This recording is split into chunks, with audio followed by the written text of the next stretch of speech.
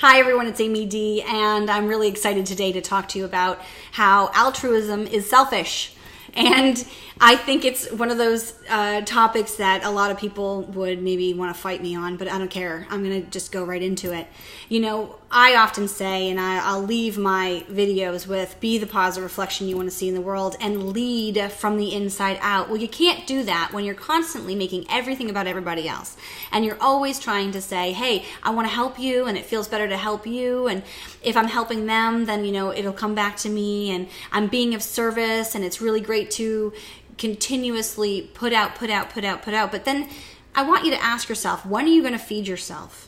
And if you don't feed yourself, then you're not refilling your well. And then if you're not refilling your well, you can't possibly hold a container or a space for people to be able to be fed by you. So what are you doing? I think it's awesome that people volunteer, and you should. And I think it's awesome to be of service. And I absolutely am number one. I ascribe to that, and I do that.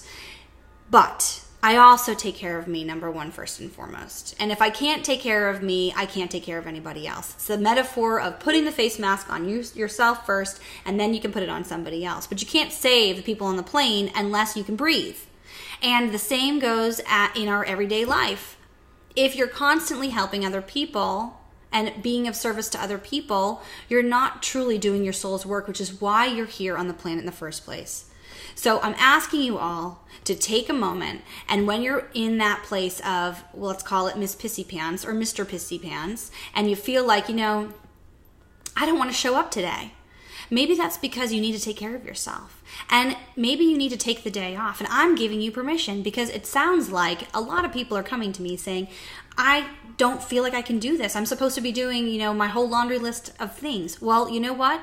Here's Amy D giving you permission, writing you a slip and saying, you're fired from your job and you need to take a day off. And maybe you can't take the day off, but you can take a half an hour off, and you can go serve yourself in some way, shape, and form to make yourself feel better. Maybe it's just take yourself out for coffee and disconnect for a moment. Read a book.